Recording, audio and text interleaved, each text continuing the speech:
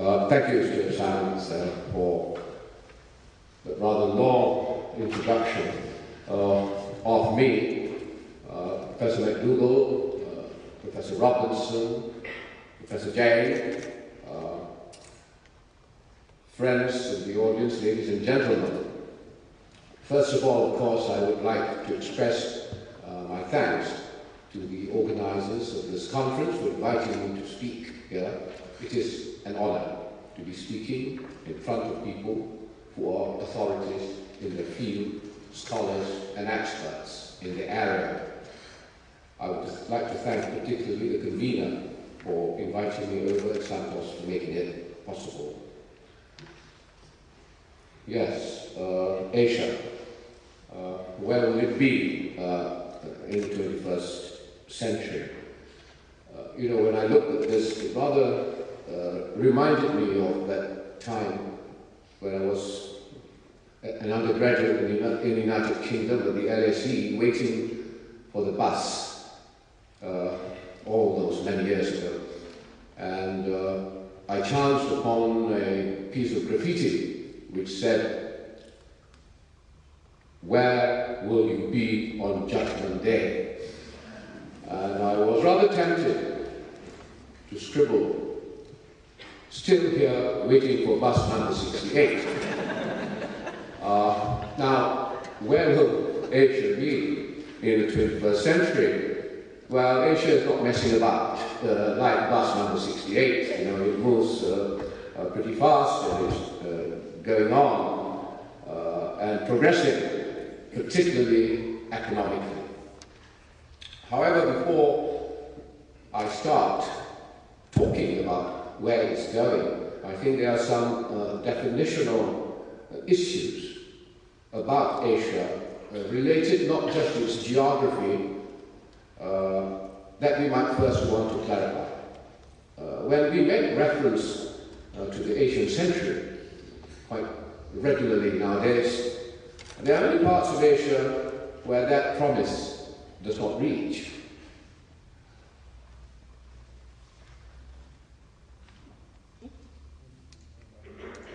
Now, that's Asia. We're not talking about the whole of Asia. We're talking about some parts of it, the rising parts of it. Japan and Korea, of course, included, despite the fact that they're already risen now. You could make a case that they've already risen. But we're talking about the core, of course, China. There's a heavyweight on the other side, India. And then, you know, we have the ASEAN countries, the 10 ASEAN countries. Essentially, we're talking about that bit of Asia, where we're talking about this rising Asia. And so, if we are clear about what we're talking about, it's easier, really, to understand. We're not talking about the whole of Asia rising. I mean, Mongolia, for example, the big blob over there, you know, is this, I don't know where it is going.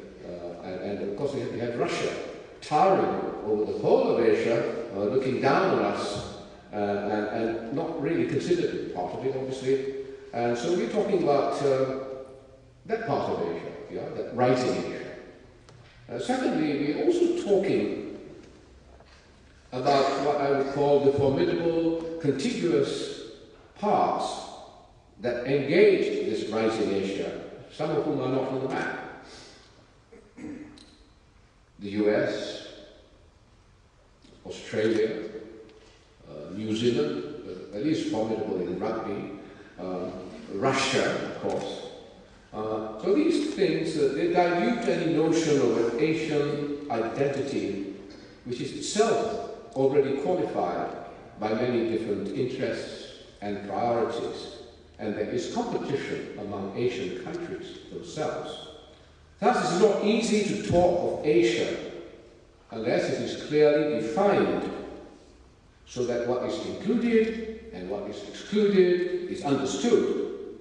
So, as I said, I will be discussing with you that rising Asia with its developed parts, Japan, Korea, and also focus on the Asia Pacific, the area involving its contiguous parts. Of course, rising Asia is today most evident in economic terms. It is a live, rising reality, with, in the lead, a country whose economic achievement is more feared than admired. Now, when we start talking about rise, lead, and fear, we are obviously thinking of outcomes greater than just economic ones. We are getting into the geopolitical implications. Now, the engagement we have mentioned within and without rising Asia, but more particularly without, will take various forms: collaboration, competition, conflict, and how that engagement settles will inform what Asia will be.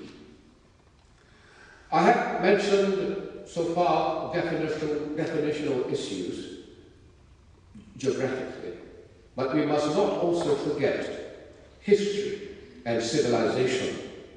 They will carry forward a certain cultural tradition.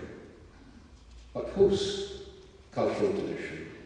After 3 centuries of Anglo-Saxon dominance of international society and the intense globalization of values, standards, and practices of that tradition, a certain rule of international intercourse has been well established. Indeed, that tradition goes further back. Not just Anglo-Saxon, is rooted in Judeo-Christian civilization that forms the basis of much of international life today.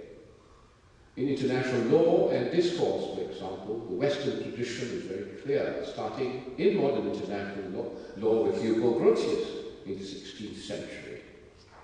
Eurocentrism has been a feature of the international system for the longest time.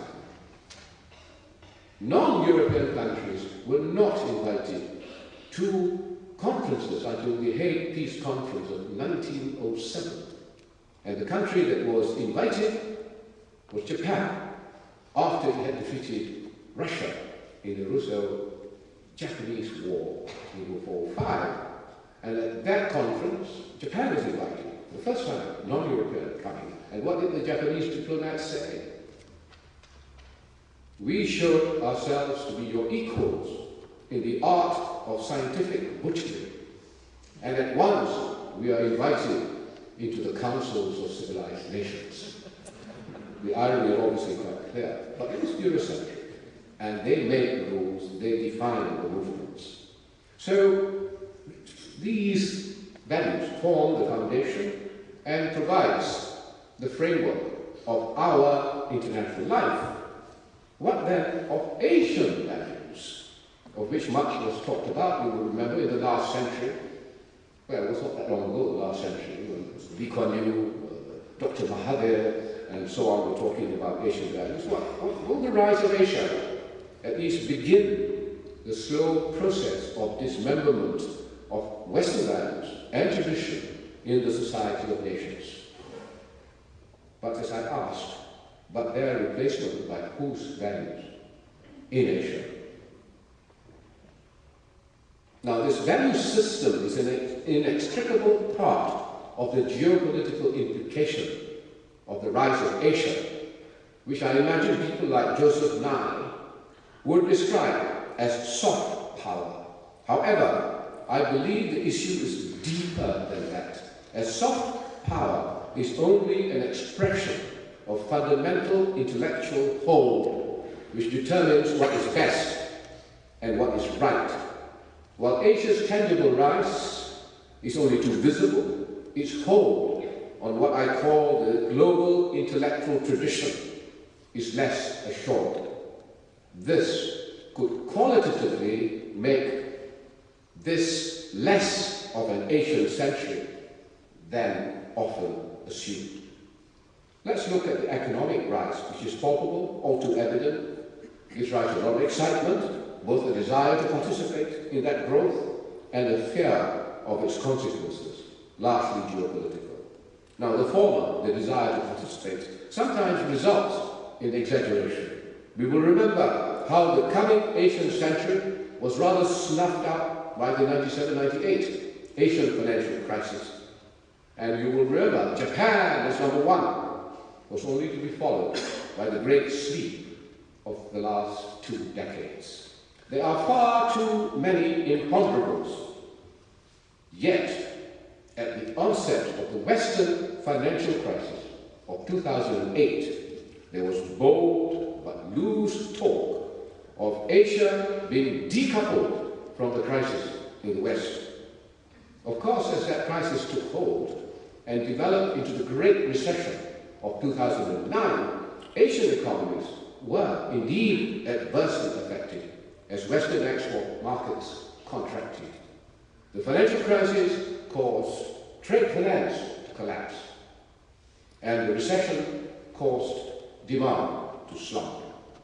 Asia was affected. However, Asian economies have rebounded better than Western economies, which are still tottering, particularly in Europe. The region was better able to respond to stimulated demand with the massive packages worldwide to forestall a depression. Its fiscal and monetary situation, the Asian fiscal and monetary situation, is far superior to Europe's and America's, and it was better able to come up with stimulus packages without unduly straining its public finances. In 2009, all of developing Asia, this includes the parts which I'm not talking about, rising Asia, ADB definition, was still able to grow by 5.2%, which was the lowest in 8 years, but it still grew by 5.2%. Now for this year, 2010, 7.5% is expected, and for 2011, 7.3% is expected. And these are good numbers, but they're even better for China. We talk of a double-dip recession, however. Asia would do well to remember it is not decoupled. Remember the last time around, it is not decoupled from events in the rest of the world, only that it is now becoming better insulated. Should the world economy slump, again, just now, Asia will be adversely affected. Remember, developed countries still comprise 2/3 of the world economy. Asian economy is only 1/3. So while Asia has gone up in economic importance and growth, it is not yet, perhaps you might say, the center of the economic universe.